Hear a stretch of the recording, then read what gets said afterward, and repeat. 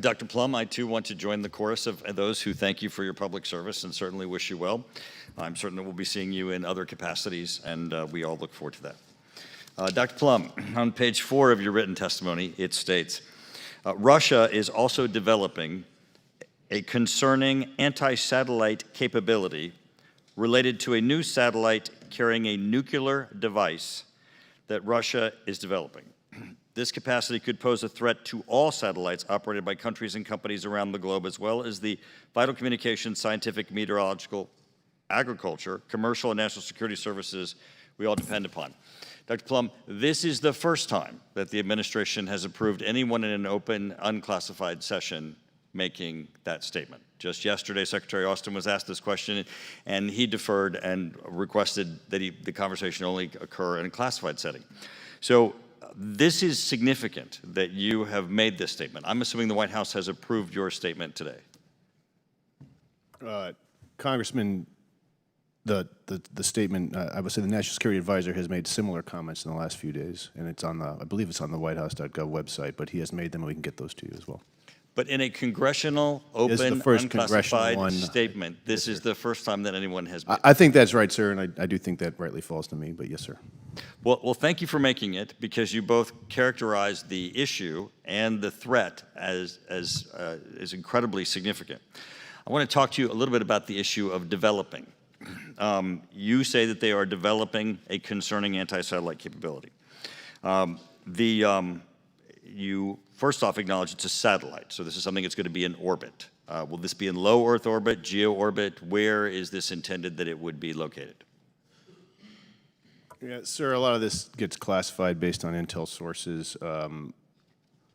So at the moment, I think that's as far as I can say. But right, the concept that we are concerned about is Russia developing, and if we are unable to convince them otherwise, to ultimately fly a nuclear weapon in space, which would be an indiscriminate weapon, doesn't have national boundaries, doesn't determine between military satellites, civilian satellites, or commercial satellites.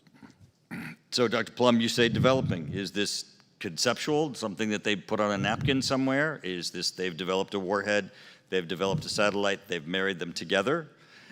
When you say develop, what is the current risk or threat? Is this something that could be launched? Let's start with this. Is this something that could be launched now? And here's where you have me, again, at a disadvantage. I'd be happy to have this conversation in a classified session. If we don't have one after today, as I know you're constrained for votes, I'd be happy to come back in my remaining tenure and have a one-on-one conversation with you, sir. Is it an imminent threat? It is not imminent in the way that we should have to worry about it right now, but we are concerned about it, the department and the entire administration, and I know this Congress is taking this deadly seriously, and we are, as you know, we just had that United Nations Security Council resolution that Russia vetoed, which may in fact tip their hand on this, that really just reaffirmed not placing nuclear weapons in outer space, which Russia and the United States and all spacefaring nations have already signed up not to do, so this is a concern for us.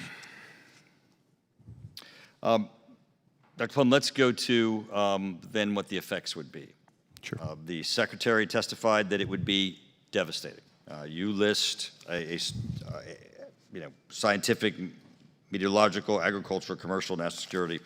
Tell us some of the things that would be the outcome if this anti-satellite that carries a nuclear payload was used in orbit. Yes, sir. First of all, just to be clear, modeling on this needs to be conducted. You have to know the specifics of how a thing would be used, what type of a detonation it might be, where it might be detonated changes the outcome as well. And some of this modeling probably could be more robust. But roughly, in low Earth orbit in particular, but roughly satellites that aren't hardened against a nuclear detonation in space, which is most satellites, could be damaged and affected, and some would be caught in an immediate blast, which they would not be able to survive the flux of that, and then others could be damaged over time by going through.